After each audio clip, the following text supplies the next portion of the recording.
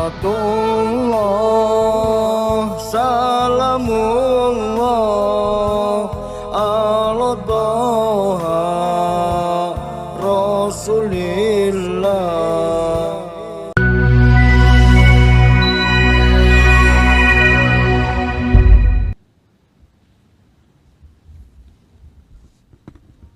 Bismillahirrahmanirrahim. Assalamualaikum warahmatullahi wabarakatuh. Alhamdulillahi rabbil alamin. Wal 'aqibatu lil muttaqin. Wala 'udwana illa 'alal zalimin. Wassalatu wassalamu ala Rasulillah Muhammadin sayyidil anbiya'i wal mursalin wa ala alihi wa sahbihi wa dhurriyyatihi wa ummatihi ila yaumiddin wa ba'd. Fa ya ahbaballahi wa ahbaba rasulihi sallallahu alaihi wasallam, usikum wa nafsi bi wa iyaya bi taqwallahi faqad fazal muttaqun fala tamutunna illa wa antum muslimun. Faqala ta'ala ya ayyuhalladzina amanu taqullaha haqqa tuqatih wa la tamutunna illa wa antum muslimun.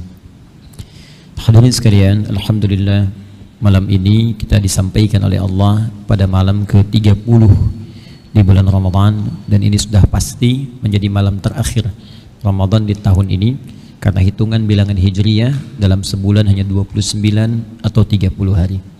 Dan tadi sudah disampaikan dalam sidang isbat pula bahwa Ramadan istikmal digenapkan menjadi 30 hari. Alhamdulillah masih ada kesempatan untuk mendapat rahmat Allah, ampunan Allah, dan pengabulan doa-doa. Khususnya di penghujung Ramadan, para sahabat itu memadati tempat-tempat strategis untuk berdoa. Tempat-tempat strategis itu ada beberapa macam. Pertama, yang khusus di rumah Allah. Rumah Allah itu spesifik ya. Kalau kita sekarang masjid, berada di masjid, itu peluang yang paling tinggi untuk mendekat kepada Allah, bermohon pada Allah Subhanahu wa taala. Karena itu di penghujung Ramadan, biasanya di sore-sore ba'da asar menjelang Ramadan, itu ada sebagian waktu yang mereka habiskan untuk bermunajat kepada Allah Subhanahu wa taala. Biasanya yang diminta 3. Yang pertama adalah penerimaan dari amal yang telah dikerjakan selama Ramadan. Karena kita tidak tahu dari sekian amal yang kita kerjakan berapa yang diterima oleh Allah Subhanahu wa taala. Beruntung dan bersyukurnya kita, Allah punya sifat asy-syakur. Asy-syakur itu yang maha menerima walaupun sedikit. Di walaupun tadi kita sholat itu, taruhlah 2 rakaat gitu, belum tentu 100% khusyuk kan. Tapi dari 100% itu walaupun cuma 5-10% itu masih diterima oleh Allah Subhanahu wa taala. Karena itulah kita berbahagia Allah menampilkan sikap dan sifat asy-syakur. Sifatnya asy-syakur, sikapnya menerima dengan sifat itu segala hal yang terbaik dari hamba sekalipun hanya sedikit, dan berkenan menyempurnakannya, dan berkenan dengan menyempurnakannya. Jadi kita bermohon, salah satu cara menyempurnakan itu dengan berdoa. Ya, karena itu ada doa yang sampai kepada kita, wa tammim taqsirana ya Allah ya rabbal alamin. Taqabbal minna salawatina wa qiyamana wa ruku'ana wa sujudana wa takhasyu'ana wa tadarru'ana wa siyamana wa tammim taqsirana ya Allah ya rabbal alamin. Ya Allah, mohon terima selama Ramadan ya Allah puasa kami, salat kami, rukuk kami, sujud kami, kekhusyuan kami, penghambaan kami, semua amal kami, dan kami memahami enggak semuanya mungkin ya Allah kami kerjakan baik dalam pandangan-Mu. Namun mohon Allah, jikapun ada yang Kau nilai kurang, mohon sempurnakan Allah. Kekurangan itu Allah. Sekali lagi dapat gelas. Alhamdulillah. Mohon sempurnakan ya Allah kekurangan itu dengan segala kemuliaan dari sisi-Mu. Itu yang pertama. Yang kedua, memohon khusus ampunan kepada Allah Subhanahu wa taala. Karena ini spesifik. Hadis-hadisnya jelas dan tegas. Ya, jelas menampilkan tawaran ampunan setiap detik selama 30 hari Ramadan. Kalau kita lalui 30 hari ini, hadisnya jelas di Al-Bukhari ada, hadis lain penguatnya ada, dan 3 redaksi ya yang disampaikan. Man shama ramadhana imanan wa ihtisaban ghufira lahu ma taqaddama min dhanbi. 1. Man qama ramadhana imanan wa ihtisaban ghufira lahu ma taqaddama min dhanbi. 2. Man qama lailatal qadri imanan wa ihtisaban ghufira lahu ma taqaddama min dhanbi. 3. Sehingga saking jelasnya ini Nabi sendiri mempraktekkan. Setiap malam beliau memohon kepada Allah, khususnya di jeda-jeda antara 2 rakaat salat tarawih itu. Allahumma innaka afuwun tuhibbul afwa fa'fu anni. Ya. Siapa yang menunaikan puasa Ramadan, siapa yang menunaikan qiyam malam di malam-malam Ramadan, siapa yang sholat bersamaan dengan malam Al-Qadar, dia kerjakan dengan penuh keyakinan iman karena Allah, kemudian berintrospeksi diri. Jadi sholat yang benar itu bukan sekedar kita tunaikan, khususnya di malam-malam Ramadan, di waktu-waktu Ramadan, tapi diisikan dengan perasaan khusyuk kita. Dan hadisnya mengatakan wahtisaban, ikhlas sekaligus ada unsur muhasabahnya. Diisikan penghambaan pada Allah Subhanahu wa taala. Ya, di situ kita bermohon kepada Allah, di antaranya ampunan dosa. Karena itu banyak dalam bacaan salat itu mengandung permohonan ampunan kepada Allah sejak iftitah. Allahumma ba'id baini wa baina khataaya, itu kan minta dihapuskan kesalahan, minta ampun. Ataupun yang menggunakan wajah tuh kan di antara kalimatnya nanti ke ujung setelah wa ana minal muslimin atau wa ana awwalul muslimin, ya, ada kalimatnya Allahumma innaka anta rabbi wa ana 'abduk. Allahumma zalamtu nafsi wa ataraftu bi dhanbi faghfirli fa innahu la yaghfiru dzunuba illa ant. Ya Allah, aku akui aku banyak berbuat salah. Aku hamba-Mu yang zalim ya Allah. Dan aku akui begitu banyak dosaku. Sedangkan Engkau menetapkan ya Allah, hanya Engkau yang maha mengampuni segala dosa. Maka dengan sifat-Mu ya Allah yang maha pengampun, aku mohon segala ampunan-Mu. Itu baru iftitah. Belum ketika kita dalam rukuk, dalam sujud, duduk di antara dua sujud, itu kalimat ighfirli, minta ampun ada. Subhanakallahumma bihamdika Allahumma ighfirli, Rabbi ighfirli, warhamni, wajburni, dan seterusnya. Minta ampun. Nah, orang kalau minta ampun kan merasa banyak salah kan? Gak mungkin orang minta ampun kalau gak merasa punya dosa. Anda minta maaf pada orang karena merasa ada yang salah. Kita minta ampun kepada Allah karena merasa punya dosa. Jadi kalau cuma di lisan ya Allah ampuni tapi gak merasakan dosanya apa, itu getarannya kurang ke jiwa. Karena itulah kemudian hal yang paling penting kita pastikan kita mendapat ampunan Allah Subhanahu wa taala. Kalau belum sampai ke titik itu, malam ini maksimalkan. Dan besok. Cuma 2 kesempatan, malam dengan besok. Mintakan yang serius demi Allah saya katakan, karena ini taruhannya besar sekali. Ya, Nabi katakan ghufira lahu ma taqaddama min dzambi. Berpeluang diampuni semua dosa. Dan ini cuma Ramadan. Taubat minta ampun sama Allah dan doakan orang sekitaran kita. Semua orang tanpa kecuali. Hei, siapa yang menginginkan orang lain larut dalam keburukan? Hah? Hanya orang yang kurang bersih hatinya yang menginginkan orang-orang lain terjebak dalam keburukan, kemungkaran. Betapa sering kita pikirkan karena beda pendapat dengan kita dia harus celaka, dia harus buruk, dia harus tertinggal dalam aspek apapun, sosial, politik, ekonomi, apa, macam-macam. Sepanjang dia beriman, doakan. Yang belum beriman pun kita doakan supaya Allah berikan hidayah. Pelaku maksiat kita doakan supaya taubat. Dan diri kita bermohon kepada Allah. Biasanya jadi wasilah. Kalau kita pandai mendoakan orang lain, nanti ditarik kemudian kemuliaan itu untuk menjadikan ampunan turun kepada kita. Minta. Nah, ini kenapa saya penting sampaikan? Karena nanti yang terakhir tegas, yang tadi jelas sekarang tegas.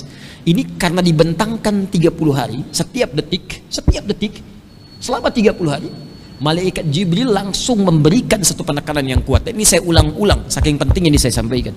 Nabi pernah naik ke atas mimbarnya untuk memberikan tausiah. Mimbar Nabi itu ada 3 gundukan, ya, 3 step kayak tangga gitu, 1, 2, 3. Itu begitu naik setiap tangganya, malaikat Jibril memberikan statement. Perhatikan di antara statementnya. Raghima anfu rajulin. Sungguh kotor hidung seseorang itu. Ini bahasa kiasan, ungkapan. Ya, bu'dan maknanya. Bu'dan, sungguh tercela, jauh. Jadi di Arab itu kalau ingin menunjukkan seseorang yang tercela, itu hidungnya itu penuh dengan debu, kotor. Ya. Makanya dulu di masa Batavia, JP Queen itu ketika memerintah di Jakarta, ya, ada sepupu dia selingkuh, ya, dengan salah seorang prajurit yang jaga. Ketika selingkuh itu dihukum. Nah, dipraktekkan pada masa itu. Yang perempuannya dirajam, yang laki-lakinya dihukum di depan, dirajam juga, tapi sebelum kemudian dihukum, diberikan tanda ke masyarakat supaya jangan berbuat seperti ini. Dicorenglah kemudian dengan arang hidungnya. Maka dikenallah istilah hidung belang. Itu asal dari situ. Baca sejarah, ya. Asalnya dari situ dikenal dengan istilah hidung belang. Ya. Nah, maka saya ingin kembali. Itu kata malaikat Jibril kalau kita ingin tafsirkan hidung belang. Ya, dalam konteks ini tercela, menunjuk perbuatan yang sangat tercela. Sungguh keterlaluan, di tafsir hadis lain dan keterlaluan katanya. Liman adraka Ramadhan falam yughfar lahu. Orang yang disampaikan oleh Allah ke bulan Ramadan tapi tak mampu diampuni dosa-dosanya. Ya, orang lain nggak sempat sampai. Kita sampai. Begitu sampai nggak dimanfaatkan. Sekali nggak dikasih, sekali dikasih Anda nggak manfaatkan, ada kesempatan kedua nggak dapat, ada ketiga. Tapi 30 hari diberikan nggak dimanfaatkan. Keterlaluan kata malaikat. Tapi yang paling menarik kata Nabi, amin. Kabulkan ya Allah. Kabulkan. Ini yang paling bahaya, hati-hati ya. Hati-hati dengan kalimat ini. Nabi katakan amin, kabulkan ya Allah. Biasanya Nabi yang berdoa, malaikat mengaminkan. Ini kebalik. Malaikat yang berdoa, Nabi yang mengaminkan. Ini ada di Al-Mustadrak. Al-Mustadrak ini termasuk sahih karena disusulkan kepada syarat Al-Bukhari dan Muslim. Saya sering sampaikan di ilmu hadis, Imam Al-Bukhari meninggal, nggak semua hadis terkumpulkan. Imam Muslim datang, ya melengkapi sebagiannya. Imam Muslim meninggal, ada banyak hadis yang belum dikumpulkan. Makanya datang kemudian Imam Al-Hakim An-Naisaburi mengeluarkan kemudian beberapa syarat-syarat khusus di Al-Bukhari dan Muslim. Dari syarat ini dikumpulkan, lalu dicarilah hadis sesuai dengan kualifikasi tadi, syarat yang tadi. Maka ditemukan hadis-hadis, diantaranya hadis tadi. Disusulkanlah kemudian ke dalam Al-Bukhari dan Muslim. Disusulkan dalam bahasa Arab disebut Al-Mustadrak namanya. Maka diberi nama kitabnya Al-Mustadrak, kayak karya Al-Hakim An-Naisaburi. Karena itu di penghujung Ramadan, malam-malam ujungnya, kemudian nanti di penghujung ba'da asar menjelang ke maghribnya, banyak yang bersimpuh kepada Allah. Di antara sahabat banyak nangis. Ya, satu, tadi memohon kepada Allah menerima amal ibadah. Kedua, diampuni dosa. Dan yang ketiga, ini yang paling penting, diberikan kesempatan untuk konsisten mempraktekkan hasil Ramadan di 11 bulan mendatang. Ya, awas hati-hati karena nanti ciri keberhasilannya pasca Ramadan, bukan saat Ramadan. Orang yang berhasil bukan saat trainingnya, saat mempraktekkan hasil training itu. Jadi kalau Anda ikut pelatihan di kepegawaian, di perusahaan, itu akan diduga dinilai berhasil pasca selesai training. Bagus nggak tampilan kerjanya? Kalau nggak bagus nanti nggak masuk kerjanya, dievaluasi. Sama persis dengan kita saat Ramadan. Kalau kita ingin membuktikan kepada Allah berhasil pasca Ramadan, ya, litasyi'a, untuk meluas fawaid Ramadan fi jami'il awqat. Semua manfaat Ramadan di setiap waktu, itu faedahnya kemuliaan satu waktu. Masjid tempat pertama. Kalau masih ada tempat nanti besok ya, setelah selesai misalnya pagi-pagi zikir pada Allah, siang kalau nanti mau meninggalkan i'tikaf ke tempat masing-masing, boleh ke rumah, mampir dulu misalnya di masjid dekat rumah, boleh asarnya, atau mau selesaikan di sini tidak ada masalah. Atau kalau tidak sempat, kalau di beberapa masjid ada protokolnya, zona merah yang sangat kuat dan kita menghormati itu, maka ambil di rumah dengan spesifik satu tempat. Apa tempatnya? Mihrab namanya. Ya, apa namanya? Mihrab. Nah, saya ingin luruskan persepsinya, mihrab itu bukan hanya tempat untuk imam di sini, bukan. Mihrab asalnya tempat khusus yang kita tujukan hanya untuk kepentingan ibadah saja. Untuk ibadah. Dan mihrab ini punya keistimewaan. Kalau dikhususkan untuk ibadah, maka dia memiliki dua keistimewaan yang sangat dahsyat. Bahkan tiga. Satu, mempercepat terkabulnya doa. Yang kedua, mempercepat datangnya rezeki. Yang ketiga, mempercepat lahirnya ampunan Allah Subhanahu wa ta'ala. Satu, mempercepat terkabulnya doa. Kedua, mempercepat datangnya rezeki, bahkan dari sisi yang tidak diduga, nanti saya tunjukkan dalilnya. Dan yang ketiga, mempercepat datangnya ampunan Allah Subhanahu wa ta'ala. Makanya kenapa imam posisinya di mihrab? Ya, kenapa? Karena imam menjadi pemimpin kita dalam sholat, dan imam yang menyampaikan permohonan kepada Allah dalam doa, dalam sholat. Karena itulah ditempatkan di mihrab, diharapkan doanya cepat dijawab oleh Allah. Karena itu disunnahkan sebelum memimpin itu menghadap kepada makmum, melihat keumuman makmumnya siapa yang salat. Adakah orang yang dalam perjalanan? Adakah orang yang terlihat dalam kesulitan? Adakah orang-orang anak kecil yang tidak mampu berdiri lama dan sebagainya? Lalu meletakkan surat terbaik, mohon kepada Allah termasuk dalam sujudnya. Ya. Nah, mihrab ini itu tidak hanya bisa kita khususkan di masjid, boleh kita tempatkan di rumah. Jadi selain bikin musalla agak besar lagi kalau di rumah misalnya, boleh di antara itu ada mihrab, tidak harus luas, tidak harus ruangan. Ada ruangan, alhamdulillah. Nggak ada ruangan, bentangkan sehamparan sejadah, cuma kita niatkan untuk mihrab. Kalau sudah mihrab tempatnya, ya, jadi mihrab itu yang tersekat namanya, ya, yang tersekat, bisa dengan konteks tekstual, disekat, ya, dengan pintu, dengan ruangan, bisa jadi majas, ya. Artinya apa? Kita bentangkan sejadah, cuma sekat dengan area sejadah itu, nggak boleh kita berlaku di situ selain ibadah.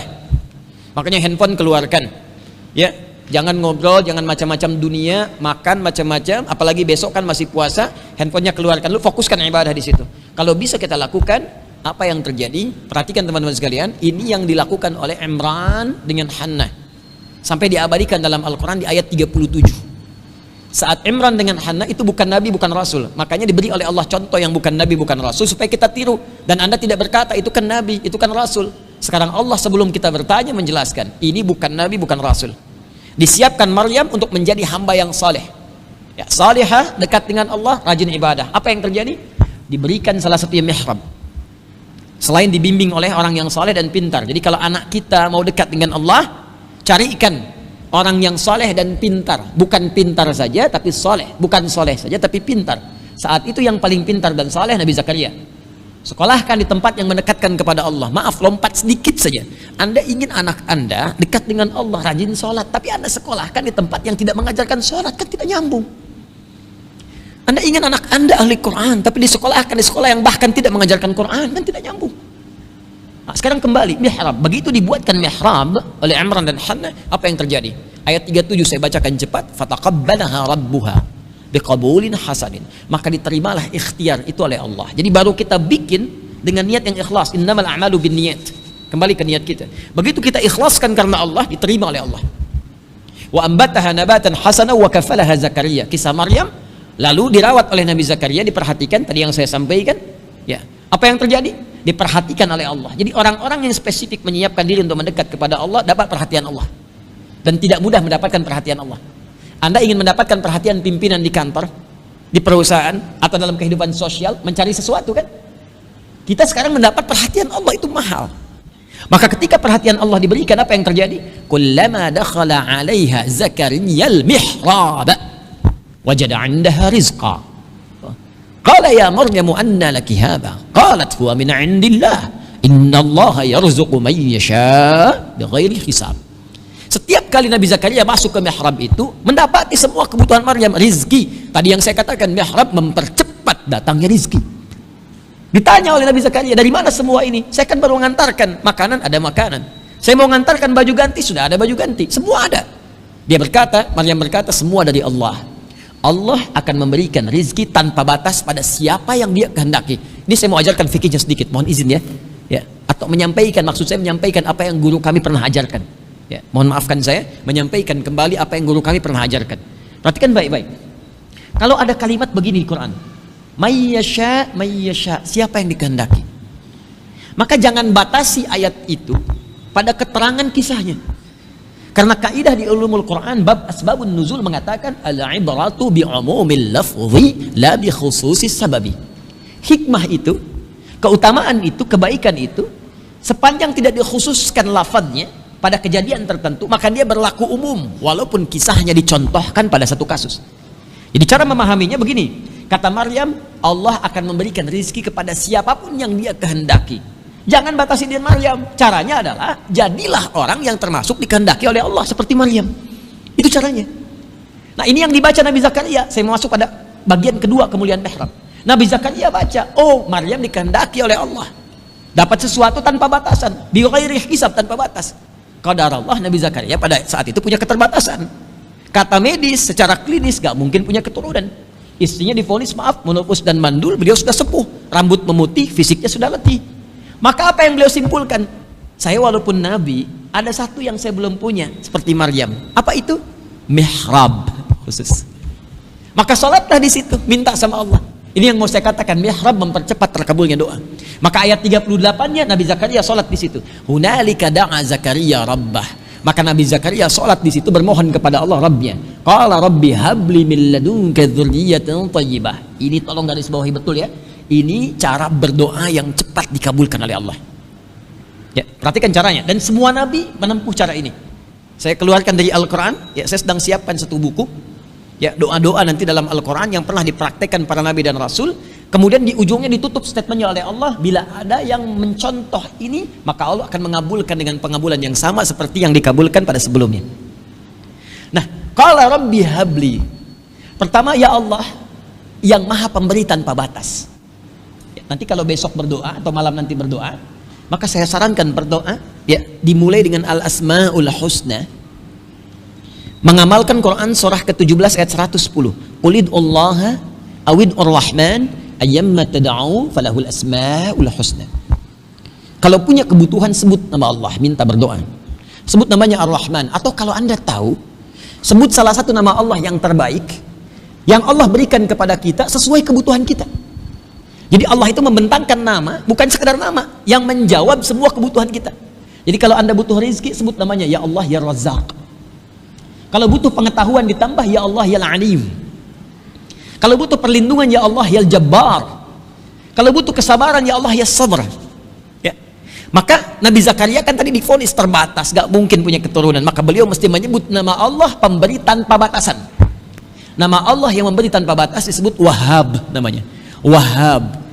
Permintaan dalam bentuk permintaan tolab namanya hab. Untuk sendiri li, untuk banyakkan lana. Rabbana habli, Rabbana hablana min azwajina dan seterusnya. Maka beliau minta habli. Hunalika da'a Zakaria Rabba qala rabbi habli, ya Allah yang Maha Pemberi tanpa batas. Mereka mengatakan aku punya keterbatasan. Aku memohon kepadamu yang tidak punya batas dalam pemberian. Dzurriyyatan thayyibah. Ya, Rabbi habli min ladunka dzurriyyatan thayyibah. Dari sisimu saja ya Allah. Karena mereka mengatakan mustahil. Tarik ini lafadznya khususkan ke kita. Ya Allah, mereka mengatakan aku mustahil sembuh ya Allah. Ya Allah, mereka mengatakan masalahku di rumah mustahil tidak selesai ya Allah. Ya Allah, mereka mengatakan aku tidak mungkin mendapat pekerjaan ya Allah. Ya Allah, mereka mengatakan tidak mungkin masalah selesai. Sedangkan hanya Allah pemberi tanpa batas. Aku meyakini ya Allah. Aku meyakini hanya Engkau yang memberi solusi tanpa batas. Aku mohon solusi darimu saja ya Allah ketika mereka katakan tidak mungkin diberikan. Innaka sami'ud du'a. Perhatikan cara menerjemahkannya. Ini beda dengan terjemahan ini tafsir ya. Innaka sami'ud du'a, sungguh aku meyakini hanya Engkau yang mampu mengabulkan doa. Kalau pada yang maha mengabulkan doa saja, yang maha mendengar doa tidak dikabulkan, lantas kepada siapa lagi aku mesti meminta? Anda tahu apa yang terjadi? Lihat ayat 39-nya, pakai fastajabna. Maka kami langsung kabulkan, nggak pakai jeda. Karena itu besok, kalau nggak di masjid, ya menjelang ba'da asar, boleh jeda sebentar, gitu kan? Tilawah, dzikir, istighfar. Nanti menjelang ke maghrib itu enak tuh suasananya. Anda akan dapatkan keheningan tersendiri dalam hati itu. Ada getaran. Memang kadang-kadang ada kesedihan, tapi juga disertai kebahagiaan. Seperti pertanyaan saudari kita beberapa waktu lalu itu, ada kesedihan tapi ada kebahagiaan. Setelah itu tiba kemudian ada air mata, itu begitu air mata mengalir sertai dengan doa. Disitulah titik bagaimana Allah memberikan rahmat kepada kita. Minta ampunan, minta kabulkan doa. Maka silahkan lihat bagaimana reaksinya. Ya. Yang di rumah kalau sudah pulang esok misalnya asar mau buka dengan keluarga, ini biasa di akhir-akhir biasanya kalau i'tikaf selesai, ya di antara sahabat juga ba'da asar ada yang keluar. Ya, kemudian memperbanyak takbir kepada Allah, kemudian baru kembali lagi untuk berzikir memohon ampunan di penghujung menjelang maghrib. Silahkan lakukan di mihrab duduk. Nah, ini yang kedua ya. Nah, kemudian persiapan setelah itu takbir, udah senang. Saya dengan teman-teman tuh dulu, masya Allah, ya setiap Ramadan tuh suka teman-teman kabari lagi, ayo masuk yuk masjid gitu. Gak usah pimpin macam-macam, gak usah berjamaah, sendiri-sendiri aja. Sampaikan, ada yang ke pojok, ada yang di mana masing-masing gitu. Ada kebahagiaan tersendiri lah, terutama ketika adzan begitu di puncaknya air mata mengalir, Allahu Akbar, Allahu Akbar, tiba kemudian kita mengatakan Allahu Akbar, Allahu Akbar, Ramadannya sudah selesai. Tapi ada bahagia gitu. Nah, baru setelah itu sirna, ba'da isya kita bisa bertakbir gitu, Allahu Akbar, Allahu Akbar, Allahu Akbar. Nah, bukan sekedar takbir, ada sunnah yang harus kita pahami insyaallah. Ini mau saya bacakan ya. Ini sudah saya tuliskan di komplek, saya sebarkan nih. PTM, PJS, Greenview sudah saya kasih ini per rumah satu-satu dulu ya. Masih ingat tuh ini pada Pak RW yang ex kemarin Pak Hamzah, masih ingat kan Pak ya? Saya bagi ini PJS juga saya berikan. Mungkin nanti yang ada tamu yang i'tikaf nanti saya coba lihat stoknya, saya bagi gratis insyaallah ya. Ini bisa dipakai untuk Idul Adha sekalian. Yuk kita bacakan yang pertama. Bismillah, apa persiapannya? Mumpung bisa disiapkan dari sekarang ya. Mudah-mudahan sampai, dan ini sunnah, cuma setahun 2 kali. Idul Fitri, Idul Adha. Jadi kalau nggak dapat sekarang Idul Adha, kalau nggak dapat Idul Adha nunggu tahun depan. Kalau hidup, ya kalau hidup. Ya, Bismillah. Dan berpahala ya, kalau sunnah berpahala. 1. Baik, untuk persiapan salatnya nanti, pertama menyiapkan pakaian terbaik. Bukan mahal, terbaik. Kalau bisa mahal terbaik bagus. Ya, mahal itu relatif sesuai dengan kadar kemampuan kita. Jelas ya? Hadisnya di Al-Mustadrak. Yang tadi yang saya sampaikan, Al-Mustadrak nomor hadis 7560. Ya, yuk kita bacakan. Ini hadisnya langsung dari cucu Nabi, Imam Hasan ya bin Ali bin Abu Talib radhiyallahu taala anhu. Kata para sahabat, kalau Anda ingin melihat kepribadian Nabi, maka lihat di Al-Hasan. Jadi semua akhlak Nabi berwujud di Al-Hasan. Tapi kalau Anda ingin melihat paras Nabi, lihat di Al-Husain. Ya, Al-Husain mewakili paras Nabi sallallahu alaihi wasallam dan keberanian Nabi sallallahu alaihi wasallam. Makanya Al-Hasan lekat dengan Quran, ahli Quran Al-Hasan itu. Ditawarin jadi presiden, lebih baik memilih lekat dengan Quran aja katanya. Tawarin jadi presiden. Sempat mau menerima sebentar, saya lihat lebih baik saya katanya passionnya di Quran aja, balik ke Quran. Ya, dan itu Masya Allah gitu. Nah ini menyampaikan hadis dari datuknya, dari kakeknya. Ya, sallallahu alaihi wasallam. Lihat. Qala amarana Rasulullah sallallahu alaihi wasallam. Beliau menyampaikan, memerintahkan kepada kami Rasulullah sallallahu alaihi wasallam. Cucu Nabi aja diperintah oleh Nabi. Apa yang diperintahkan? Fil idaini, di dalam setiap dua id, Idul Fitri dan Idul Adha, an nalbasa ajwada ma najid wa an natatayyaba bi ajwada ma najid. Khusus Idul Adha, wa an nudahhiya bi asmana ma najid. Nah, ini satu ya. An nalbasa, awas hati-hati, ajwada ma najid. Fokus ya. Kami diperintahkan oleh Nabi sallallahu alaihi wasallam untuk mengenakan pakaian terbaik yang bisa kami dapati. Ya, jadi mohon izin teman-teman sekalian, yuk disiapkan dari sekarang. Ya, kalau misalnya ada kemampuan untuk menyiapkan yang terbaik, silahkan cari. Terus teman-teman misalnya yang saya pernah sampaikan kemarin, bukan hanya memberikan zakat fitri ya. Kalau ada kelebihan di pakaian misalnya, kita bisa share dengan teman-teman yang lain. Ya, supaya mendapatkan kebahagiaan yang serupa. Bahkan nanti ada hadis, belum sampai kita ke situ. Ya, bahkan diperintahkan saudari-saudari kita yang akhwat yang belum punya jilbab, itu pernah diadukan oleh sahabiah perempuan, ya Rasulullah, si fulana belum punya jilbab. Ya, apa jawab Nabi? Nabi nggak menghukumi. Si fulana katanya nggak berjilbab ya Rasulullah. Kata Nabi, kamu datang ke sana bawa jilbab, pakaikan dia jilbab. Ya, itu fikihnya. Makanya Nabi itu memberikan isyarat fikih dakwah kadang diutamakan dibandingkan dengan muamalah. Ya, fikih dakwah. Bagaimana orang hukumnya Idul Fitri masih puasa, kasih dia makanan supaya buka, jangan langsung haram. Apa hukumnya tetangga masjid muslim bertahun-tahun nggak pernah ke masjid, dosa, bakar rumahnya, astagfirullah.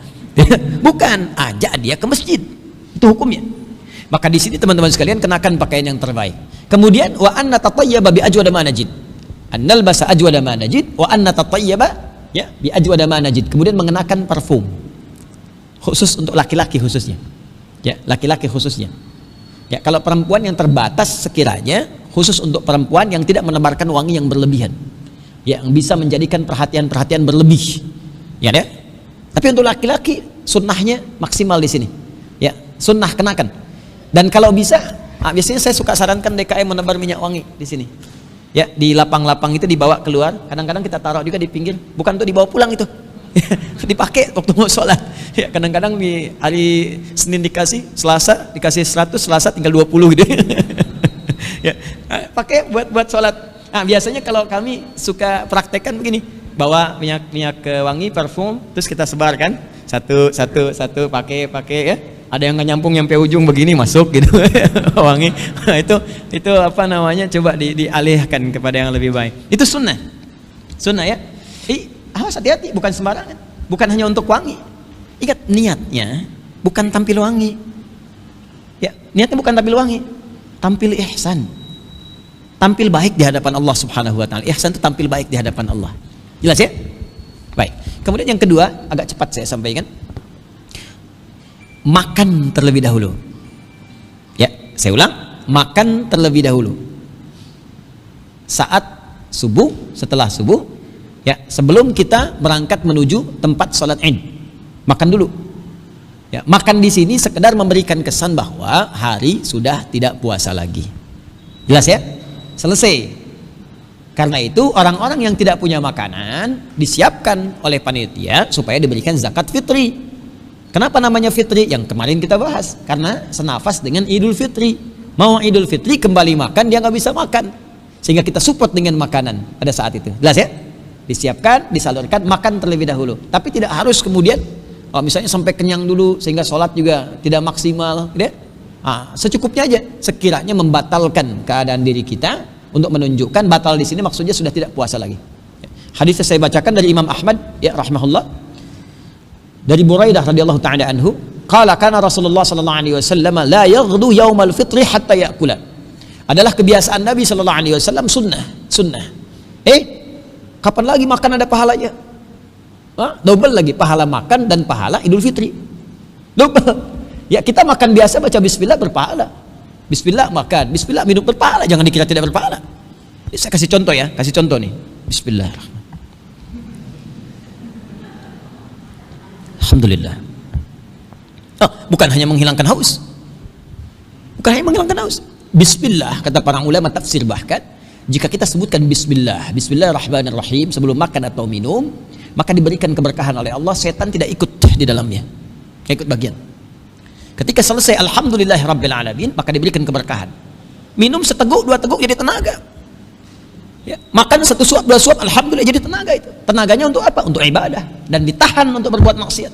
Makanya orang yang berkah itu nanti ada dorongan dalam fisiknya untuk nggak berbuat maksiat, dijauhi dan dekatkan pada keberkahan. Nah, itu harian dibiasakan. Ya, paling sedikit bismillah, ya, paling sedikit. Setelah alhamdulillah selesai, ada berkah dan pahala. Nah, Idul Fitri sudah dapat pahala yang tadi, dapat lagi pahala sunnah.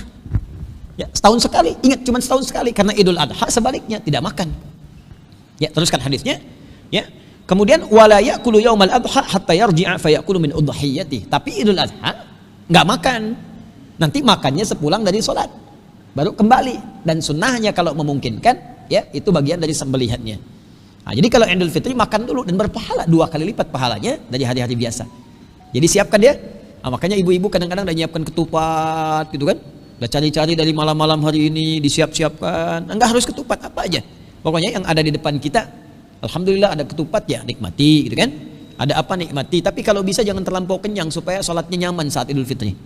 Ya, ada kurma, alhamdulillah. Nggak ada apa-apa, ya air putih. Ya, air putih itu susu kan, air bening ya ini. Ya, apa aja bismillah ya. Ayo cepat ya bismillah. Nah, ini teruskan. Tadi hadis riwayat Imam Ahmad nomor hadis 22.984. Kemudian berangkat ke tempat sholat dengan berjalan kaki sambil bertakbir. Nah, ini dia. Ya. Hadisnya an Ali, dari Ali tadi anaknya Ali bin Abi Thalib radhiyallahu wajah, sekarang bapaknya. Ya, menantu Nabi. An Ali bin Abi Thalib qala minas sunnati an takhruja ila al-'id masya. Termasuk sunnah berangkat ke tempat salat Id dengan berjalan. Tapi jangan baca tekstual. Saya mau tanya, dengan berjalan ini rumah Nabi ke tempat salat jauh enggak? Jadi bukan jarak Bekasi Istiqlal. Rumah Nabi ke tempat sholat di musallanya lapang. Jadi kalau sekarang ini, ya ini misalnya ilustrasi Masjid Nabawi ini segini, Masjid Nabawi misalnya. Nah ini teman-teman sekalian, ini Madinah dulunya, sama Masjid Nabawi itu, ginilah, nih, sama Masjid Nabawi itu Madinah. Rumah Nabinya di sini, ya sedikit, masjidnya di sini. Jadi Raudhah, kamar Nabi, bertangan, tempat mimbar, tempat salat, khutbah, Raudhah. Kemudian yang sekarang jadi karpet hijau, dulu merah. Yang atasnya ya masih heritage tuh. Ya ada manik-manik lampu-lampu itu. Nah, itu segitu aja masjidnya. Selebihnya itu Madinah. Ya, sekarang lebih luas. Jadi kalau ke Kuba itu nggak masuk Madinah dulu, sekarang masuk. Kiblatain sekarang masuk, dulu nggak. Ya, jadi lapangnya itu yang lapang yang sekarang. Ya, lapangan yang luas itu yang dekat hotel itu ya. Ya, dan sebagainya, membentang itu. Nah, itu kan jaraknya nggak jauh. Jadi kayak dari sini ke gerbang depan, bau apa? Ya, karena dari sini ke gerbang depan. Maksudnya apa? Kalau tempat Anda sholatnya dekat dengan rumah.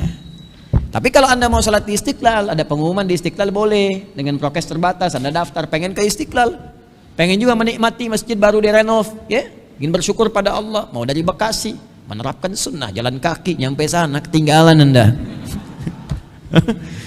Nah, jadi yang dimaksud di sini adalah kalau dekat dengan masjid, jalan sambil bertakbir.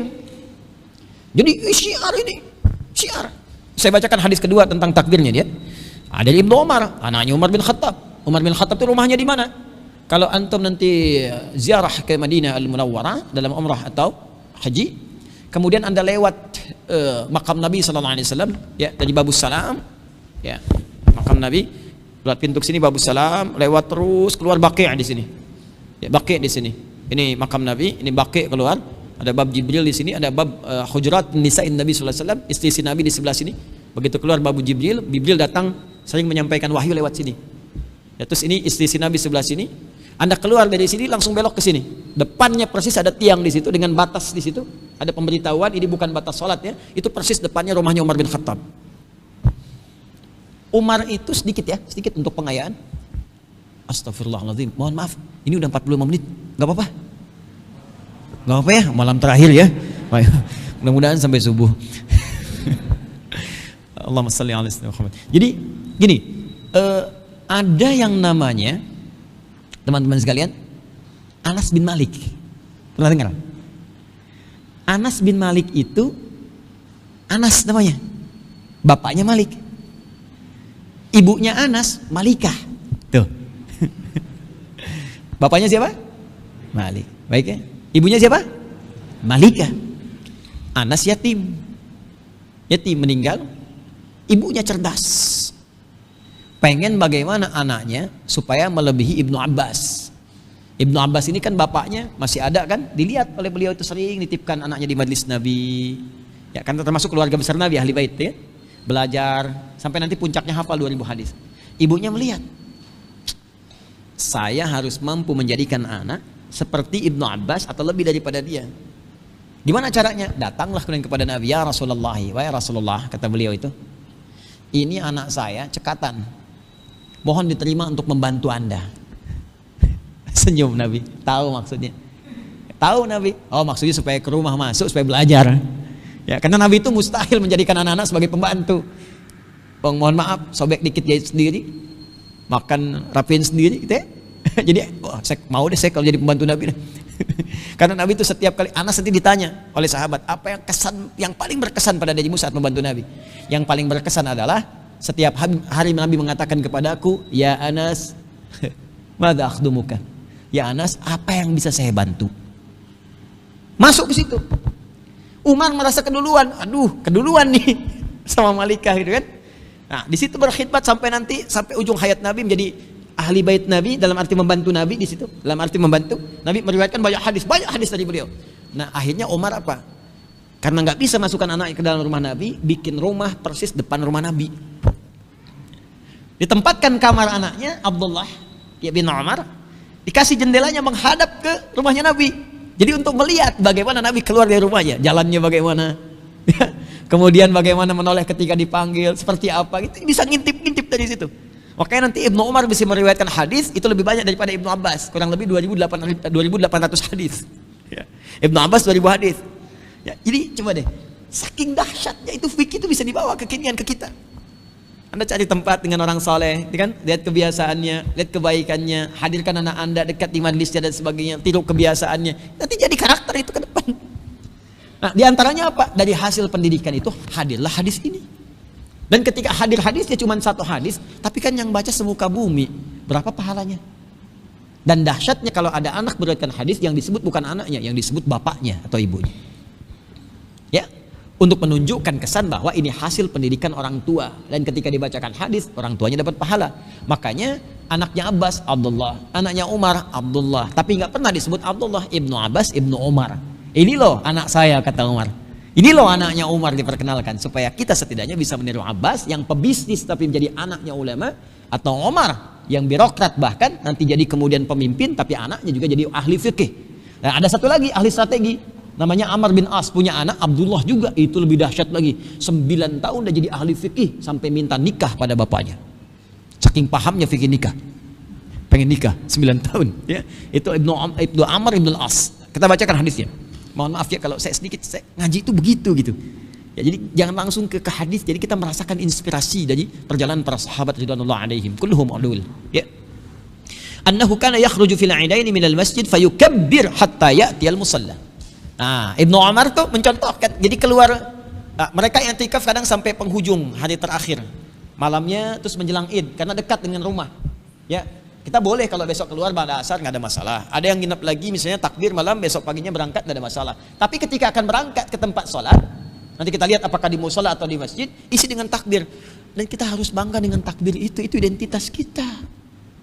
Pejuang kita aja bangga dengan bertakbir. Coba lihat dulu Bung Tomo, takbir, Allahu Akbar, Allahu Akbar. Pejuang kita bertakbir. Ya, takbir itu bisa untuk berjuang, bisa untuk bersyukur, bisa untuk beribadah. Takbir perjuangan dalam jihad, Allahu Akbar, dipraktikkan oleh pejuang-pejuang kita, pahlawan nasional kita. Lihat, takbir dalam ibadah dipakai dalam sholat, Allahu Akbar. Takbir dalam syukur dipakai saat menuntaskan ibadah seperti puasa. Dalilnya Al-Baqarah ayat 185, walitukabbirullaha ala ma hadakum. Makanya mesti bangga dengan takbir. Itu syiar, keluar kita bareng-bareng. Kebayang nggak? Begitu keluar semua kompak, kan sama-sama ini keluar nih bareng-bareng. Kalau bisa bareng-bareng, terus bertakbir, Allahu Akbar, Allahu Akbar. Tapi karena ini prokes kan dijaga kan situasi pandemi. Saya kalau di luar itu saya suka menyarankan berangkat bareng. Biasanya di kompleks saya mintakan yang ini datang bareng, dan dahsyat itu lain rasanya. Allahu Akbar, Allahu Akbar. Ini kalau kita nggak pandemi kan anak-anak kita bariskan ini. Tiap malam Id Pak, di sini kita bariskan, muter keliling kompleks sana. Semua keluar nih. Terus tiba-tiba kemudian ikut tuh bapaknya ini, malamnya itu ikut semua. Keliling komplek aja tapi dahsyat rasanya. Awas, jangan diberikan royalti pahalanya kepada Sony. Pakai kaset tuh, Allahu Akbar, Allahu Akbar. Yang muter kaset yang dapat pahala royaltinya nanti yang punya kaset deh. Itu sunnah. Ya sunnah, nggak usah malu. Ini berangkat, Allahu Akbar, Allahu Akbar. Jalan aja, Allahu Akbar, Allahu Akbar. Masuk ke tempat sholat, kita lakukan. Ya, dapat pahala. Kemudian, sunnah yang terakhir dalam jalan, ya masih ada, sabar sampai subuh. Dari Abu Hurairah radhiyallahu taala anhu, kita batasi insyaallah. Ya. Beliau menyampaikan kana Nabi sallallahu alaihi wasallam idza kharaja ila al-'idaini raja'a fi ghairi tariq alladhi kharaja fihi. Sunnah selanjutnya saat pulang ngambil jalan berbeda. Tidak jalan yang sama kalau ada alternatif jalan. Kayak kita nih di lapang salat kan. Teman-teman yang dari sana gerbang bisa pulang lewat sana sedikit. Kan sambil takbir lagi, maksudnya apa? Untuk menyapa kepada tetangga-tetangga. Suasana bahagia, berbagi kebahagiaan. Ya, makanya di daerah-daerah saya masih merasakan waktu kecil itu. Ya, pintu rumah dibuka, pagar dibuka, terus lewat, Assalamualaikum. Ya, Pak Haji, damang, alhamdulillah, saya mangga linggih. Itu datang, terus kue udah siap kan. Ya mereka nggak makan kue, salaman, itu indah itu. Oh kalau dipraktekkan, masya Allah, nggak akan ada teroris. Ya kenal semua, kenal baik, ya kan? Itu sunnah yang hilang, itu kekinian.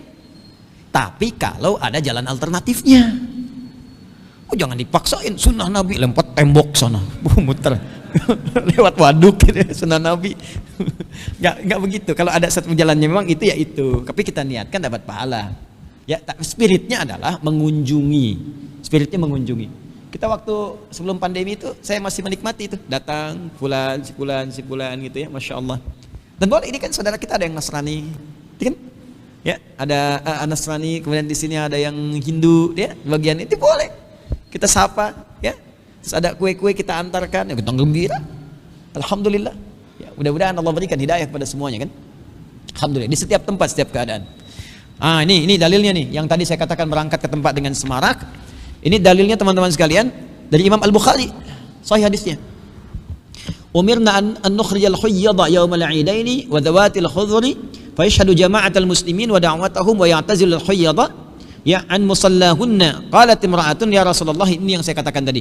Ihdana laysa laha jilbab qala litulbisaha sahibatuha min jilbabiha. Kami diperintahkan oleh Nabi untuk menyemarakan Id. Ini sunnah.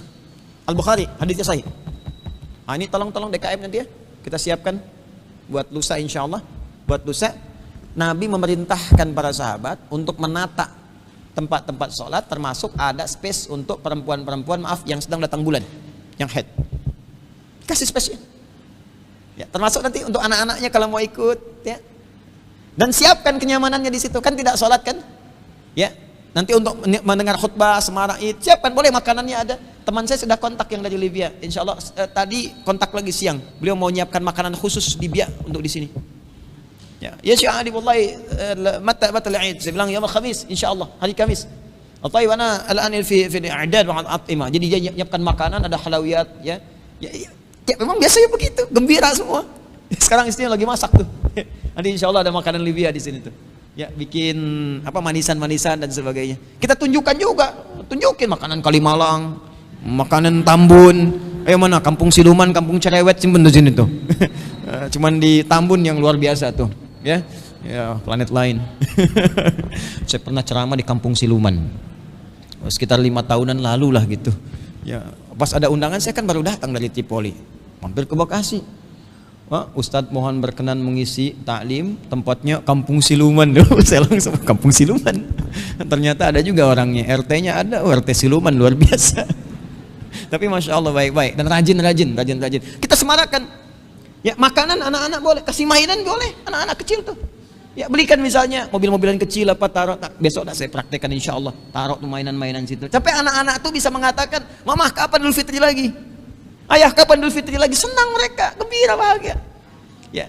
Dalam keadaan itu, apa yang terjadi? Ada seorang perempuan yang tadi saya katakan di Al-Bukhari ini ya, hadisnya.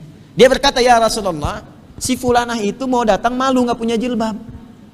Ya, apa komentar Nabi? Ya, kamu bantu saudari kamu, pinjami dia jilbab, bahkan pakaikan dia jilbab. Pakaikan dia jilbab. Nah, ini menunjukkan jilbab bukan budaya. Ya, karena sudah ada muslimah waktu itu, awas hati-hati. Ada muslimah waktu itu sudah muslimah, sudah masuk Islam. Mau datang nggak punya jilbab. Dia malu keluar, diperintahkan oleh Nabi kepada sahabatnya, ya, kepada perempuan temannya itu untuk memakaikan jilbab kepadanya. Ini menunjukkan jilbab bukan pilihan, bukan budaya. Nah, ini Al-Bukhari hadisnya. Jadi kalau ada yang mengatakan jilbab budaya, saya kurang sependapat. Itu aja. Nggak usah mencela, saya kurang sependapat. Ya, kurang sependapat itu tidak harus mengecilkan orang lain. Ya, karena dalilnya lebih kuat di sini, kemudian dalilnya lebih kukuh persoalannya. Persoalan apakah kemudian ada toleransi sebatas mana jilbabnya, itu bab yang lain.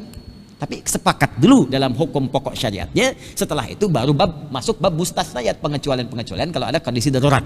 Seperti di An-Nur, ya, bagi perempuan yang sudah masuk fase uzurnya dan diduga tidak menampilkan aura ketertarikan lagi dari pihak-pihak terusnya lawan jenis, boleh kemudian diturunkan. Ya, pada model-model jilbab yang bisa digunakan. Nanti ada ayatnya. Mungkin insya Allah lain waktu ya, kalau Allah perkenankan kita bisa bahas itu.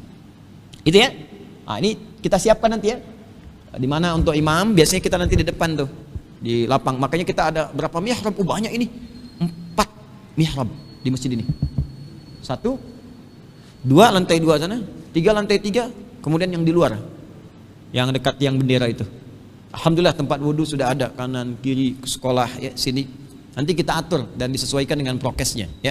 Insya Allah luas ini tempat ini aja udah bisa masuk 3.000 ya. Kalau diatur-atur setengahnya 1.500 dengan lapangan cukup baik. Untuk warga cukup insya Allah. Cukup insya Allah. Bagi yang mau bergabung nanti diatur ya, diatur.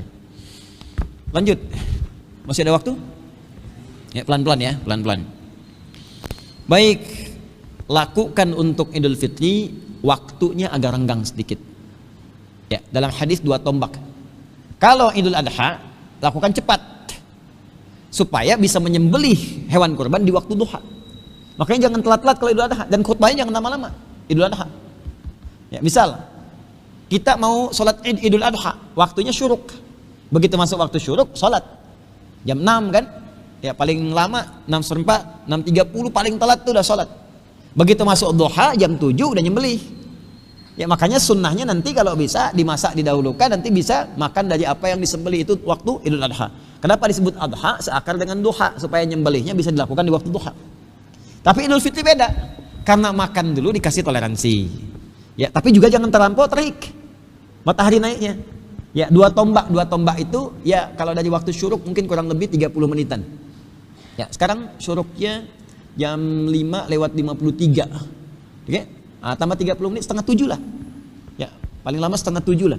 Jadi dari subuh bisa mandi, siapkan, makan dulu, tenang aja, tenang, makan dulu ya, tenang, tapi lihat waktu ya, ya. Kemudian setengah 7 bisa dimulai sholat, dilangsungkan di tempat luas dan terbuka ya, tempat luas dan terbuka. Ini yang diartikan dengan tanah lapang, tapi jangan salah paham. Saya bacakan hadisnya dulu ya supaya mengerti. An Abi Sa'id Al-Khudri radhiyallahu ta'ala anhu qala kana Rasulullah sallallahu alaihi wasallam yakhruju yaumal fitri wal adha ila al-musalla fa awwalu shay'in yabda'u bihi as-salat thumma yansarifu fa yaqumu muqabila an-nas wan nasu julusun ala sufufihim. Maaf, ini langsung seketika nih serta dalilnya. Fa ya'idhuhum wa yusihim wa ya'muruhum fa in kana yuridu an yaqta'a ba'than qata'ahu aw ya'muru bi syai'in amara bihi ya thumma yansarif. Ini bagus sekali. Nabi itu kalau sholat, karena ini kita banyak yang datangnya Id, hari raya, maka beliau merekomendasikan tempatnya yang luas. Namanya musola, tempat sholat. Jadi asalnya musola itu luas, bukan di pojok mall dekat toilet gitu kan? Itu asalnya luas. Ya, itu alternatif dari masjid. Karena masjid itu nggak cukup untuk datang yang Id, dan perempuan-perempuan haid tidak bisa masuk masjid, maka dibukalah tempat yang luas, lapang. Ya, jadi prinsipnya kenapa ke lapangan itu karena luasnya lebih luas dari masjid, menampung banyak orang. Tapi kasusnya kalau terjadi satu peristiwa alam, hujan dan semacamnya, atau masjidnya lebih luas dibandingkan lapangan yang ada, maka yang digunakan masjidnya. Awas, jangan salah paham. Oh, ini nggak sunnah ini di masjid ini. Lihat dulu Joni, ya. Maksud hadis itu kalau tempatnya lebih luas. Jadi kalau masjidnya lebih luas daripada lapangannya, masjid diutamakan. Dulu zaman Nabi, lapangan kan luas, masjidnya terbatas. Masjid Nabawi mengalami perluasan luas sampai halaman masjidnya lebih luas daripada lapangan, ngalahin lapangan bola. Makanya sekarang sholatnya pada di masjid karena masjidnya lebih luas. Nah, jadi kalau kita tempatnya misalnya lebih luas masjidnya, atau seperti alhamdulillah di kita ini ada lapang kan, tersambungkan kan. Nah, jadi kita bisa padukan tuh dari lapang misalnya terus safnya mundur sampai ke akhwat biasa di dalam sini kan, dalam ruangan ikhwan di luar dikondisikan. Nah, ini bagus. Depan terus kan, jadi kita padukan. Kalau di tempat tertentu masjidnya lebih luas, maka masjid didahulukan dibandingkan dengan lapangan. Tapi kalau lapangannya lebih luas, maka lapangan yang didahulukan dibanding masjid. Kecuali kalau hujan misalnya, dan hadisnya sudah ada dari Abu Hurairah. Ya, saya bacakan. An Abi Hurairah radhiyallahu taala anhu, dari Abu Daud ya, periwayatnya. Annahu asabahum matarun fi yaumi 'idin fa shalla bihimun nabiy sallallahu alaihi wasallam salatul 'id fil masjid. Pernah satu kali di zaman Nabi terjadi hujan. Saat itulah Nabi mengatakan alihkan semua ke masjid, salatnya di masjid. Jelas ya? Nah, jadi kalau ada kendala di lapangan atau masjidnya lebih luas, maka beralih ke masjid, ya, lapang masjid, itu kan halaman juga kita bisa padukan. Jelas ya? Kalau hujan masuk, dan itu sunnah. Sunnah, jangan bertahan. Sunnah Nabi di lapangan, basah nggak apa-apa. Ente nggak paham. Ya, masuk ke masjid itu sunnah Nabinya. Tayyib. Masang sutrah. Nah, ini hati-hati nih ya. Sutrah untuk imam. Ya, makmum cukup batasan-batasan yang kita pahami dari sejadah, tapi imam masih ada sutrah. Nah, ini ya. Nah, ini. Nah, ini contohnya nih. Sutrah itu pembatas, ya. Satar itu artinya sesuatu yang membatasi asalnya. Kalau pakai sifat yang nampak, sehingga dengan nampak itu kelihatan, ya, ada batas, maka disebut sutrah namanya. Ini, ya. Beda dengan hijab. Kalau hijab lebih luas lagi, nutup yang luas, nggak nampak sama sekali. Kalau ini cuma untuk membatasi.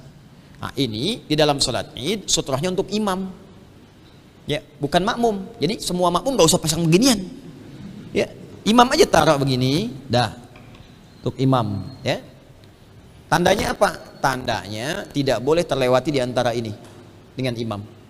Ya, biasa kan suka ada yang ngatur mic, atur apa dan sebagainya, itu saya suka kritik gitu. Kenapa nggak ikut sholat? Ya. Terus yang foto-foto dan sebagainya gitu kan. Nah, kondisikan karena sholatnya itu lebih utama. Ya. Yang dihisab di hari kiamat itu sholatnya, bukan fotonya. Ya. Nah, ini dahulukan sholat. Jadi siapkan, ini pasang di imam, makmum nggak usah pasang itu. Karena makmum itu lebih longgar. Makmum lebih longgar, artinya yang tidak boleh dilewati safnya imam. Kalau makmum ada darurat, boleh melewati saf makmum. Ya. Makanya Ibnu Abbas itu dulu pernah, tapi ini paham fikih ya, tidak harus ditiru nih. Kondisinya berbeda waktu itu. Jadi beliau itu agak datang terlambat, kemudian yang dituju itu yang kosong sebelah sana, datang dari sebelah sini. Kosong di sana. Akhirnya beliau lewat membawa untanya, lewat gini di saf makmum. Tapi jangan bandingkan dengan kita, karena khusyuknya sahabat sholat dengan kita beda. Ya, jangan Anda bawa Honda, motor bebek misalnya, Anda lewatin di jamaah kan. Nah, itu sunnah kata Ibnu Abbas. Tidak, ya, tidak demikian. Nah, kalau misalnya nanti ada uzur, ada apa, boleh melewati saf makmum. Ya, dan gak usah laporan ke imam, izin mam, gitu. Tidak langsung keluar aja, nanti disambung. Ah, kemudian ada dalil sedekah, boleh ngedarkan kotak infak. Ada hadisnya. Ya, nah, ini nanti Bilal yang diperintahkan oleh Nabi Sallallahu Alaihi Wasallam. Jadi saya sampai di sini dulu. Saya bacakan dulu hadisnya. Mohon izin, ini saya tekankan dulu. Selesaikan sholat, kemudian baru masuk kepada pengumpulan kalau ada hal-hal yang sifatnya dana dan sebagainya, ya, untuk infak. Teman-teman sekalian, maaf, sholat Idul Fitri dan Idul Adha tidak diiringi dengan sholat sunnah tertentu kalau di lapangan. Ya, jadi jangan terlampau soleh. Ya, tahiyatul masjid ada, tahiyat lapangan tidak ada. Jelas ya? Tahiyat masjid ada, tahiyat lapangan tidak ada. Kecuali kalau masuk ke masjid silakan tahiyatul masjid. Kalau di lapangan tidak perlu. Kemudian tidak diawali dengan adzan ataupun iqamah. Jadi nggak usah adzan, nggak usah iqamah. Langsung nanti imam mengatakan sholatul jami'ah rahimakumullah. Hadisnya dari mana? Imam Muslim. Ya, hadisnya dari Imam Muslim. An Ibnu Abbas radhiyallahu ta'ala anhuma anna Rasulullah sallallahu alaihi wasallam kharaja yauma adha aw fitrin fa shalla rak'ataini lam yusalli qablaha wala ba'daha. Thumma atan nisa wa ma'ahu Bilal fa amarahunna bis sadaqah Faja'alatil mar'atu masyaallah tulqi khursaha wa tulqi sikhabaha. Allahumma shalli ala sayyidina Muhammad. Masyaallah. Ya, Nabi mengimami kami dalam 2 salat Idul Fitri dan Idul Adha, kata Ibnu Abbas radhiyallahu taala anhuma, dan beliau tidak mengawali dengan salat sunnah sebelum dan setelahnya. Waktu di lapangan ditunaikan. Jadi beliau enggak salat sunnah sebelum salat Idul Fitri di lapangan, dan juga tidak juga setelahnya. Ya, cukup. Kecuali kalau ibu masuk di sini pas safnya. Kalau ini kan masjid. Ya, kalau mau tahiyatul masjid boleh. Tapi teman-teman yang di sana di lapangan. Ya, jadi enggak ada tahiyat lapangan. Jelas ya? Nah, ibu ke sini masjid, masuk di ruangan masjid boleh, tapi kalau di sana lapangan. Jelas ya? Baik. Kemudian apa yang terjadi setelah selesai beliau khutbah, ya, salat, kemudian menyampaikan dalam konteks salat ini, selesai salat memerintahkan Bilal. Ya, memerintahkan Bilal. Apa yang diperintahkan kepada Bilal? Ya, fa'amarahun nabi sadaqah. Bilal diminta mengumpulkan sedekah dari jamaah itu. Nah, maka muter Bilal. Ya, faja'alatil mar'atu tulqi khursaha wa tulqi sakhabaha. Allahu akbar. Maka perempuan-perempuan ada yang melepas antingnya, melepas kalungnya waktu itu untuk bersedekah. Ya, konteksnya tidak harus sama, ibu siapkan anting buat nanti, siapkan kalung, tidak. Ya, jangan terlalu tekstual. Maksudnya apa yang bisa diberikan, harta DKM boleh menyiapkan sepanjang tidak mengganggu, Pak. Ya, jangan ganggu khutbah ya. Saran saya sih jangan terlalu ada bulat kayak mobil-mobilan, Pak. Jadi ya, ini ketua DKM, saya nih ketua DKM ya. Jadi bukan saat khatib kemudian menyampaikan digeser gitu ya, kayak kita pengalaman saat tarawih gitu ya. Sekarang saya lihat canggih tuh, udah ada barcode-nya gitu kan. Bisa ditempel tuh barcode, Pak, di tempat-tempat ini. Jadi teman-teman kalau mau sedekah tinggal sampaikan, klik masuk. Kalau yang mau manual simpan di ujung-ujung sana gitu kan, di pojok-pojok. Nah, atau kalau mau disampaikan yang kira-kira tidak menyampaikan bunyi. Ya. Dan didesain misalnya tempat agak ringan tempatnya dan tidak melahirkan bunyi. Jadi kalaupun ada yang mau masukkan logam, jadi rasa ikhlas itu tidak terkotori gitu kan, dan kekhawatirannya masuk. Takut kurang ikhlas, ting gitu. Ya. Nah, itu dalil bolehnya menari infak sedekah. Ya, saat salat Id boleh. Biasanya ada teman-teman nih dipraktek di teman-teman, ya teman-teman di lapangan tuh ada petugas kan suka bawa kain gitu kan. Nah, ini silakan. Itu sunnah Nabi. Ada sunnahnya, boleh dilakukan sepanjang tidak mengganggu prosesi itu ya. Prosesi untuk khutbah ataupun sholat. Kadang-kadang bisa dilakukan lebih maju sebelum sholat supaya nggak terganggu lagi prosesinya. Ya. Kemudian khutbahnya spesifik, sampaikan yang penting, isinya apa, selesai. Ya, yang terlalu panjang kemana-mana nggak jelas. Ya, ini sudah jelas sunnah nabinya, sampaikan dengan jelas, terang maksudnya apa, ya, singkat, padat, jelas, sudah selesai. Insyaallah besok juga saya begitu. Ya, kalau perlu nggak usah lama-lama, kalau udah banyak tasiah gitu kan, disampaikan ya nasihat, tausiah, ya takwa, selesai, ya sudah gitu kan. Kita berdoa kepada Allah Subhanahu wa taala. Tapi nanti ada beberapa kalimat yang ingin saya tekankan dan mungkin insyaallah jadi penting di hadapan Allah Subhanahu wa taala, menjadi saksi untuk kita semua. Ya. Terakhir untuk imam, ya dicari imam yang khusyuk, yang baik bacaannya. Ada sunnah-sunnah surah yang bisa dibacakan. Ya, seperti Nabi bacakan pertama surat Qaf, rakaat pertama. Qaf wal Qur'anil Majid, bal ajibu, dan seterusnya, surah 50. Kemudian rakaat keduanya surah Al-Qamar, surah 54. Ya, qatarabatis sa'atu wa insyaqqal qamar wa iyyaraw ayatan, dan seterusnya ayat. Ya. Kalau tidak sempat dibacakan itu, surat andalan Al-A'la dan Al-Ghasyiyah. Ya, Al-A'la dan Al-Ghasyiyah. Sabbihisma rabbikal a'la. Rakaat keduanya hal ataka hadithul. Kalau dibaca itu ada pahala bacaan dan pahala mengikuti Nabi. Tapi kalau baca yang lain boleh nggak, Ustadz? Boleh. Pahalanya pahala sholat, tapi pahala sunnah mengikuti Nabinya nggak masuk ke situ. Boleh, silahkan. Kalau anda termasuk ashabul aqwal, ashabul kul, boleh. Qul huwallah, qul a'udzu birabbil falaq, qul a'udzu birabbin nas, sah, boleh, sah. Tidak ada masalah. Tidak ada masalah. Ya.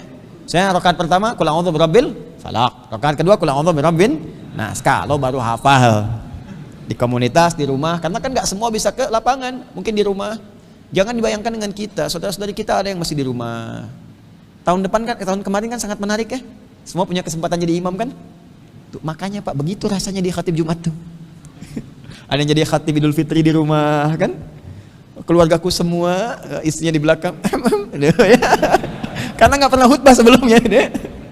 Tapi alhamdulillah, alhamdulillah ya. Jadi nanti imam yang bagus, bacaannya yang baik, yang khusyuk, ya rakaat pertama Qaf, kedua ya, Al-Qamar, atau yang bisa Al-A'la, kemudian Al-Ghasyiyah. Kalaupun tidak membaca itu boleh, sepanjang nanti bisa senafas ya dengan itu ayat-ayatnya, terkait dengan pentasbihan Allah, syukur pada Allah, dan juga terkait dengan apa yang bisa membawa kita dalam suasana kekhusyuan pada Allah Subhanahu wa taala. Saya kira itu yang saya sampaikan untuk pengantar. Besok lusa ya kita beridul fitri, masih ada besok untuk bermunajat kepada Allah. Malam ini masing-masing ya semua beri munajat kepada Allah, kebutuhan pribadi masing-masing, keluarga masing-masing. Saya hanya bisa turut mendoakan semoga Allah mengampuni kita semua, merahmati kita, menerima amal ibadah kita. Dan saya dengan setulus hati, sebesar-besarnya, termasuk teman-teman dimanapun anda berada, saya mengakui banyak salah, banyak khilaf, salah sebut, salah menyampaikan materi. Pasti itu terjadi. Saya manusia, pasti keliru, pasti salah. Saya mohon sebesar-besarnya dibukakan pintu maaf untuk siapapun, termasuk saudara sebangsa setanah air, juga non-muslim. Kalau ada perilaku tutur saya yang tidak berkenan, saya mohon dimaafkan sebesar-besarnya. Tentu tidak dimaksudkan untuk menyengaja berbuat yang melukai, termasuk ke teman-teman semuanya. Boleh saya diberitahu kalau ada sesuatu yang salah, dan saya dengan rendah hati, ya kerendahan hati, jika benar memang saya keliru, saya meminta maaf, mengakui dan memperbaiki lebih baik daripada sebelumnya. Tapi kalaupun benar, saya tidak memaksakan untuk diikuti. Mungkin ada ustadz lain yang lebih baik, ya terkesan lebih enak, nyaman, silahkan ikuti. Yang penting mendekatkan kita kepada Allah dan Rasul. Toh kita juga yang akan dihisab. Jangan sampai kita yang dihisab, orang lain yang kita hisab-hisab. Ya, jadi itu yang bisa saya sampaikan. Sekali lagi saya meminta maaf, mohon dimaafkan sebesar-besarnya. Kalau ada janji yang belum tertepati, tolong diingatkan supaya saya bisa menyegerakan untuk menepati. Dan saya ucapkan terima kasih sebesar-besarnya pada seluruh teman-teman di DKM yang memfasilitasi hal ini bisa berlangsung nyaman, lancar kita beribadah. Teman-teman di aparatur pemerintahan RW, baik di PTM, VJS, Masya Allah, mudah-mudahan kita dijaga selalu oleh Allah, dipersatukan, dikomplain dalam kebaikan, dikumpulkan kembali dalam rahmat Allah, mudah-mudahan masuk surga semuanya, dirahmati Allah Subhanahu wa taala, dan dijauhkan dari perpecahan. Doakan bangsa kita juga dijaga, dijauhkan dari segala keburukan-keburukan, dan semoga dengan sekali lagi dengan itu semua kita dirahmati oleh Allah Subhanahu wa taala. Nanti tolong di panitia di Wah official dari Kiai, nanti yang tamu-tamu kita i'tikaf dicatat ini ya, berapa banyak yang adanya. Kalau warga insya Allah sudah sampai ke masing-masing ke rumahnya. Kalaupun nanti ada yang belum, hubungi aparatur setempat ya, di RT-nya, RW-nya disampaikan, nanti kita coba alokasikan. Insya Allah sepanjang saya ada maksimal saya berikan. Untuk yang tamu-tamu yang hadir di sini nanti disampaikan, nanti kita lihat stoknya berapa ini ya. Tolong jangan disimpan, kalau ada nanti dibagikan ya. Mana teman-teman di divisi buku ya, nanti dicatat para tamu kita yang ada. Mudah-mudahan kalau besok bisa dibagikan insyaallah. Saya kira itu. Allahumma taqabbal minna innaka antas sami'ul alim wa tub 'alaina innaka antat tawwabur rahim. Allahumma ya Allah taqabbal minna salawatina wa qiyamana wa ruku'ana wa sujudana wa tammim taqsirana ya Allah ya arhamar rahimin. Allahumma ij'alna ya Allah minal muttaqin, ij'alna minal muttaqin najihin fi siyamina fi hadzal ramadan al-mubarak. Rabbana atina fid dunya hasanah wa fil akhirati hasanah wa qina adzabannar bi fadlika subhana rabbika rabbil izzati amma yasifun. Wassalamun alal mursalin wa akhiru da'wana alhamdulillahi rabbil alamin. Subhanakallahumma wa bihamdika nashhadu an la ilaha illa anta nastaghfiruka wa natubu ilaik. Assalamualaikum warahmatullahi wabarakatuh.